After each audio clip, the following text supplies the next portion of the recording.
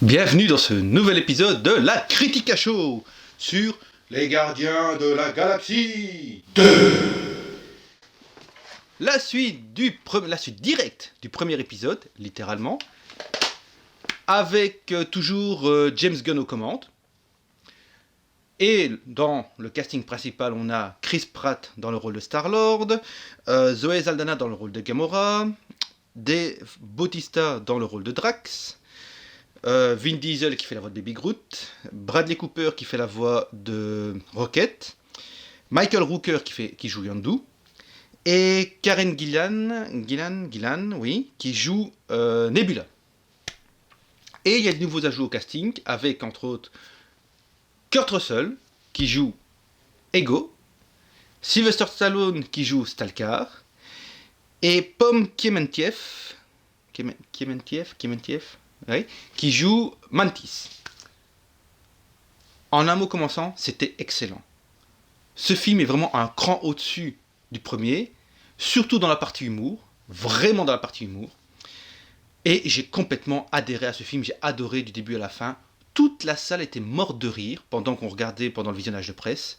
À plusieurs moments du film, c'était vraiment du délire. Je crois que c'est bien la première fois où je vois une salle de journalistes qui était remplie et qui en plus, tout le monde était vraiment mort de rire. Donc, ça vous annonce la couleur. Concernant l'histoire du film, tout commence avec la race du peuple souverain, qui est une race qui se modifie génétiquement, enfin, qui essaie d'atteindre la perfection génétique et qui engage les gardiens de la galaxie pour péter la tête à une grosse bébête interdimensionnelle qui veut attaquer la planète et voler les batteries. Et comme le peuple souverain est parfait, ils veulent pas se mouiller, ils veulent pas se salir les mains, ils sont pas prévus pour ça. Voilà. Et tout ça va nous amener à un petit clash entre le peuple souverain une fois le travail effectué et les gardiens de la galaxie, car Rocket fait une connerie et le peuple souverain veut la peau des gardiens de la galaxie. Et ils sont sauvés par Ego, et tout va tourner autour de l'histoire de Star-Lord, toutes les origines de Star-Lord, pourquoi son père est venu sur Terre, qu'est-ce qu'il essayait de faire, pourquoi il est parti, pourquoi il a voulu retrouver Star-Lord, etc., etc. Et tout au long du film, il y a beaucoup de relations entre les personnages qui évoluent, enfin, vers des directions très, très intéressantes, comme par exemple Rocket qui se rapproche énormément de Yondu,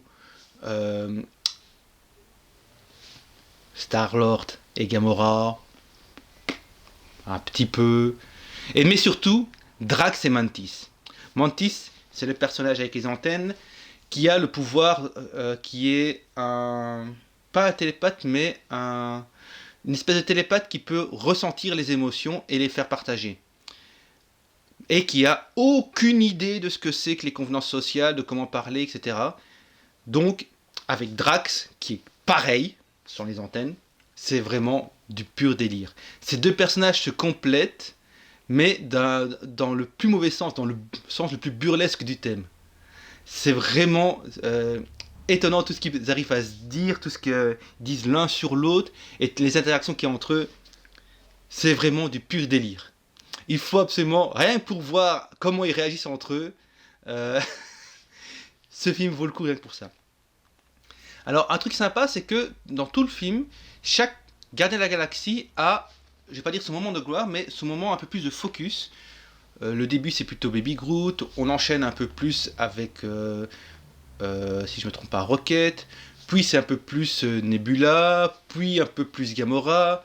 Puis un peu plus Yondu.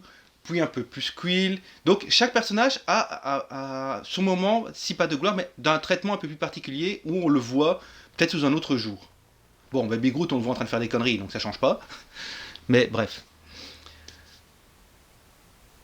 Même si c'est un peu dommage, parce que tout le début, qui sert à la partie générique, est focalisé sur Baby Groot, alors qu'en arrière-plan, il y a une scène de baston qui a l'air dantesque. Et c'est dommage, parce qu'on ne la voit pas bien, parce qu'on veut focaliser sur Baby Groot, sur l'aspect comique. Donc, par moment, il y a des trucs comiques un peu trop. En fait, l'aspect comique du film essaie de désamorcer toutes les scènes quasiment, ce qui peut être pas mal. Parfois un petit peu trop, car il y a des scènes où t'as pas envie que ce soit désamorcé, t'es dans un truc intense, t'as envie de le rester. Mais ça marche quand même plutôt bien, hein. Donc dans 90% des cas, ça marche très bien. Il y a quelques scènes où c'est peut-être un peu moins bien géré, où il aurait peut-être pas fallu le faire. Mais bon. Voyons voir. Je prends mes notes pour bien me rappeler tout ce que je devais dire. Ah oui, il y a des blagues de fou aussi là-dedans. Avec par exemple... Non, je peux pas le dire, ça spoiler. Ah. Un personnage intéressant, donc en plus de Mantis, c'est le premier lieutenant de Yandu, qui un personnage normalement secondaire qui devient un peu plus premier plan. Et franchement, c'est un personnage qui est pas très expressif au départ, mais qui a vraiment un caractère intéressant à suivre. Et je suis curieux de voir ce qu'ils vont faire avec ce personnage pour la suite. Voyons voir. J'ai vu le film en 3D, la 3D rendait vraiment bien. Donc, elle était beaucoup mieux utilisée que dans le premier Gardien de la Galaxie, ce qui était pas mal. Le film est toujours aussi bien servi avec ses musiques. Le Awesome Mix numéro 2 est vraiment bien. Et ok, si vous aimez bien tout ce genre de trucs, ça déchire quoi. Même si vous n'aimez pas, il y a de très belles chansons. Il y a même un moment pur de musique entre Ego et Star-Lord, où ils parlent entre eux et ils expliquent la musique en se rapprochant l'un l'autre leur vie de la musique. C'est de la poésie. Alors j'ai adoré un passage, je vous le dis tout de suite. Si vous connaissez la série de jeux de combat Marvel vs Capcom, il y a un passage avec Gamora qui est directement tiré d'un super finish d'un des personnages de Marvel vs Capcom. J'en dis pas plus, j'étais mort de rire à voir ça. Il y a il y a le caméo de Stan Lee, même 2 caméos de Stan Lee, et c'est très bien mené. C'est avec des personnages qu'on connaît aussi, donc qui sont peut-être... il faut les connaître, mais c'est vraiment bien foutu. Et j'ai adoré le film du début jusqu'à la fin. Les 30 dernières secondes, par contre, la dernière scène post-générique, j'ai pas aimé. Et là, je peux pas le dire sans... Je vais pas spoiler, mais dire un tout petit peu. Ça annonce un nouveau personnage. Si vous avez compris qui était le peuple souverain, ce qu'il faisait, vous avez peut-être une idée de quel personnage est annoncé. Et ça m'embête. Ça m'embête parce que cette annonce d'un nouveau personnage qui va arriver dans le monde des Gardiens de la Galaxie éloigne encore la résolution d'Infinity Wars. Une fois encore, Thanos est complètement zappé de l'histoire. On le cite 2-3 fois, mais c'est marre. Sincèrement, Marvel, avec ce MCU, arrêtez, vous allez trop loin. Le film est très bien, mais il faudrait vraiment, vraiment, vraiment avoir une résolution au bout d'un moment. Ça devient chiant d'avoir 15-20 films et toujours pas la résolution de tout le truc. C'est trop long. Il va falloir vous calmer avec ça. Mais dans tous les cas, Les Gardiens de la Galaxie 2 est excellent.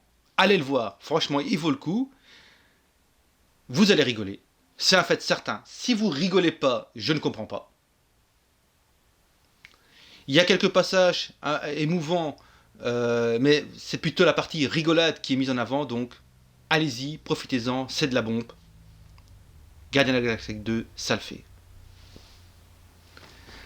Sur ce, je vous laisse. À la prochaine pour une autre critique à chaud. Bye bye.